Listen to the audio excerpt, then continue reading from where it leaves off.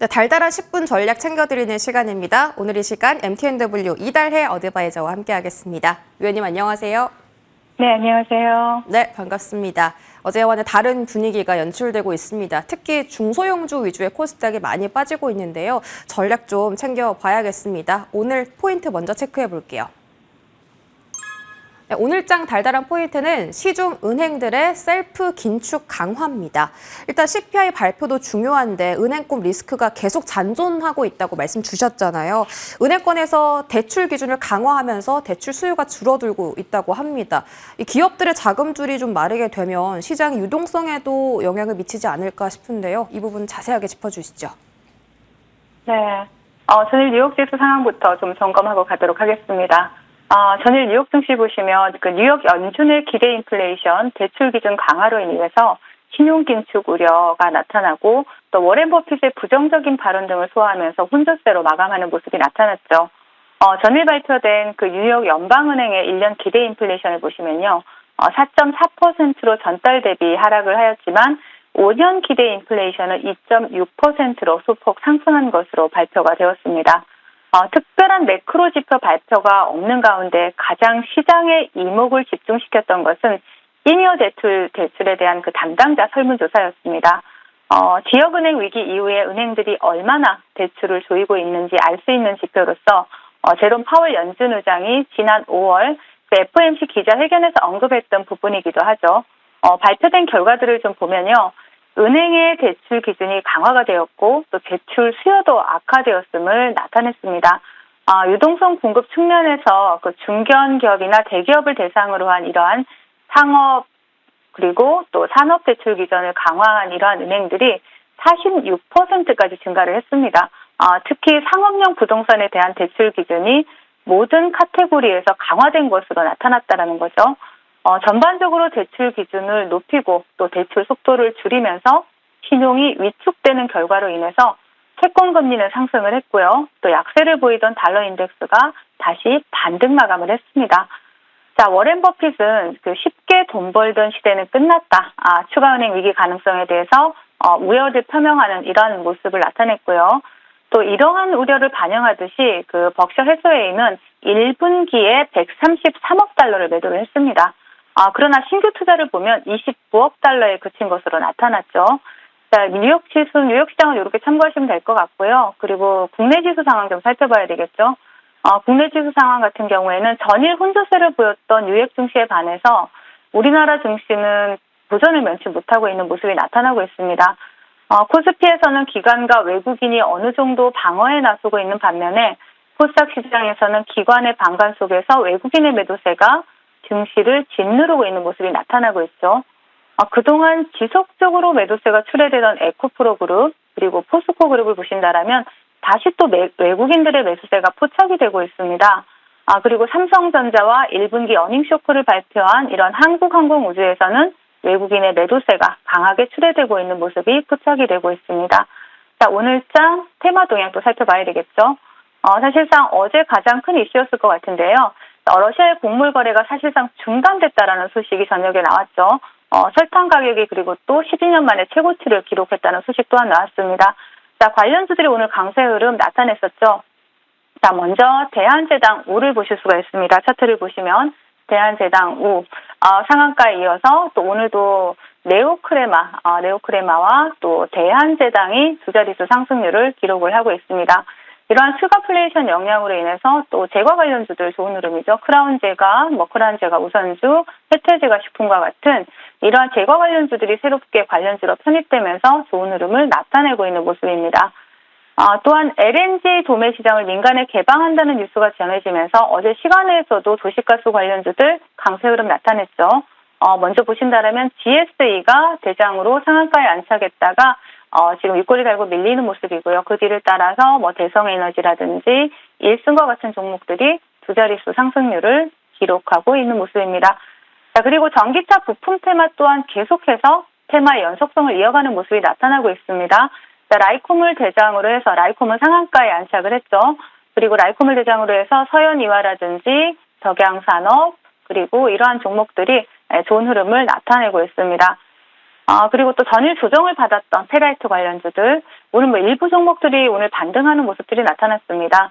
다산 솔로에타가 새롭게 페라이트 관련주로 편입이 되면서 상한가를 찍고 밀리는 모습이 나타나고 있고요. 또 전일 한가를 기록했던 삼화전기, 삼화전자, 그리고 이러한 종목들, 그리고 유니온 머티리얼, 뭐 이지, 이러한 종목들 같은 경우에는 고전을 면치 못하고 있는 모습들이 나타나고 있습니다. 자, 그리고 그 외에 레인보우 로보틱스를 대장으로 한 이러한 로봇 관련주들, 오전 시장에 좀 좋은 흐름을 가져가는 듯한 모습이 나타나긴 했지만 사실 시장의 영향으로 인해서 추가적인 시세를 분출하지는 못하는 모습이죠. 윗꼬리가 달리고 또 수급이 약하면서 조정을 좀 받고 있는 모습들이 전체적으로 나타나고 있습니다. 자, 시장 대응 전략 드려야 되겠죠. 이제는 실적 시즌이 어느 정도 마무리되고 있습니다. 자, 시장 컨센서스를 상회한 기업들이 많기는 했지만 어제 말씀드렸듯이 이미 안 좋아질 실적을 반영한 컨센서스를 상회한 것일 뿐입니다. 전체 기업들이 이익 성장률은 2분기 연속 저하되고 있다는 사실에 좀 주목을 해야 되고요. 실적 시즌이 마무리된다라면 이제 시장은 다시 경제 지표들에 민감하게 반응하게 될 수밖에 없고요. 또 연준의 시간표 추가 긴축이 아니더라도 시중은행들이 대출 요건을 강화하기 시작을 한다라면 시장의 유동성은 더욱 말라가게 될 가능성이 높습니다. 자, 매크로가 안정되기 전까지 중장기 포트에 대한 비중 축소 의견 드리겠고요. 그리고 단기 스윙 전략으로 작은 수익이더라도 꾸준히 쌓아가면서 계좌를 방어하는 전략이 유효하다. 이렇게 마무리해드리겠습니다. 네, 중장기 관점보다 단기 관점으로 짧은 수익을 여러 번 챙겨가는 것이 지금 시장에서는 가장 큰 최선책이다라고 말씀을 주셨습니다. 오후장에는 어떤 섹터 공략해볼지 달달한 섹터도 확인할게요.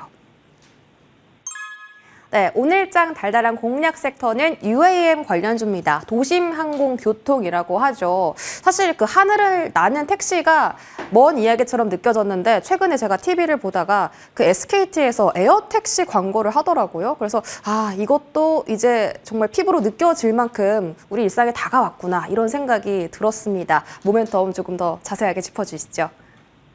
그렇죠. 우리가 소식적에 봤던 영화가 이제 현실이 되는 세상이 얼마 남지 않았다라는 거죠. 네. 자, 정부는 2025년까지 UAM을 상용화시키겠다라는 목표를 세우고요. 또 관련 산업 육성에 대해서 상당히 공을 들이고 있는 모습입니다. UAM 시범 사업을 최근에 뭐 수도권을 얘기를 했었는데 이제는 비수도권 지역까지 확대를 한다라는 내용도 발표가 되었죠.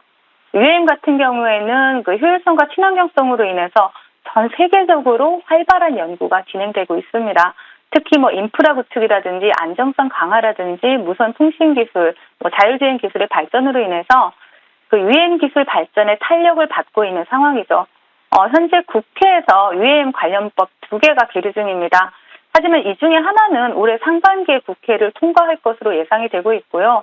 또 글로벌 그 UAM 시장을 좀 본다라면 2040년까지 730조 원, 그리고 국내 시장 같은 경우에는 13조 원까지 성장할 것으로 전망이 되고 있습니다.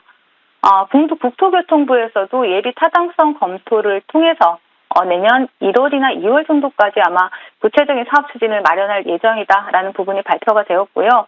그리고 또한 다음 주에 UAM 관련 이벤트가 있습니다. 17일에 그 2023 대한민국 드론 UAM 박람회가 개최될 예정이고요. 또 25일에는 UAM 민간시장 방안 세미나가 개최될 예정으로 있습니다.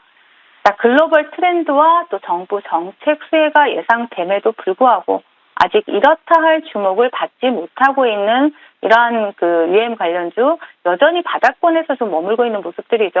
그렇기 때문에 선제적인 매수 관점에서 지금부터 관심이 좀 필요하다 말씀을 드리겠습니다. 네, 뭐 다음 주에 UAM 박람회라든지 세미나 같은 일정들이 대기를 하고 있는데 아직 바닥권에 있는 종목이 있다라고 하셨습니다. 어떤 종목일까요? 바로 파이버 프로인데요. 자, 파이버 프로 같은 경우에는 광 케이블 분야에서 국내 유일의 기술 기업이다라고 볼 수가 있습니다. 항공이나 뭐 우주, 그리고 로봇, 또 자율주행, 인공지능과 같은 이러한 부분에 있어서 필수 기술을 보유하고 있고요. 그리고 동사는 무인화 이동체의 필수 부자재를 제조하는 기업이기도 하고, 뭐 나루호나 누리호, 그리고 카이스트 차세대 소형 인공위성과 같은 이런 곳에 부자재를 공급한 이력도 있습니다. 한국형 도심항공 모빌리티에도 참여를 하면서 UAM 관련주로도 부각이 되고 있죠. 또 방산시장 확대에 따른 매출 증가 기대감 또한 부각이 되고 있고요. 동사가 가지고 있는 독보적인 기술력으로 인해서 앞으로 뭐 2, 3년 이후 더 큰 폭으로 실적 증가 기대감도 또 나올 수 있다라고 보여집니다. 차트를 보시면서 말씀을 드리도록 할게요. 파이버 프로 같은 경우에는 좀 크게 보신다라면 추세적인 우상향을 쭉 이어가고 있습니다. 바닥을 다지고. 최근에는 20일 이동평균선을 이탈하지 않으면서 아주 그냥 젠틀한 우상향을 이어가고 있는 모습들이 나타나고 있는데요. 동종목 같은 경우에는 지금 시장 상황 그리 좋지 못하기 때문에 어떤 종목이나 마찬가지겠죠. 분할 매수로 접근 유효하다라고 말씀드리겠고, 그리고 목표가는 1차 목표가 일단 4,400원 최근에 고점 설정해드리겠고요. 손절가는 일단 3,000원을 설정해드리는데 조금 더 짧게 보실 분은 3,500원으로 짧게 보셔도 좋다라고 말씀을 드리겠습니다. 네, 오늘의 종목은 파이버 프로였습니다. 목표가 4,400원 1차로 설정해 주셨고요. 손절가는 3,000원이지만 조금 더 짧게 대응하실 분들은 3,500원 말씀 주셨습니다. 전략 참고가 보시면 되겠습니다. AS로 바로 넘어갈게요. 첫 번째로 한일사료 보겠습니다. 자, 단기간에 목표가를 달성한 종목입니다. 어제 말씀 주시면서 다시 한번 재관심권을 두자라고 하셨는데 오늘 바로 슈팅이 나왔습니다. 11%대 슈팅이고요. 아쉬운 건 상승분을 좀 반납했지만 그래도 어제 종가 자리를 계속 지켜주는 모습이거든요. 5,500원 지지 보면서 계속 좀 가져가 볼까요? 네, 제가 최근에 한일사료는 정말 원 없이 AS를 했던 것 같은데요. 계속 말씀드렸던 부분이 아마 시청하신 분들은 다 기억하실 겁니다. 5,500원. 5,500원을 정말 많이 외쳤는데 차트를 보시면 이 5,500원짜리를 계속 이탈하지 않으면서 계속 시세를 주면서 수익을 주는 그러한 흐름들이 나타내죠.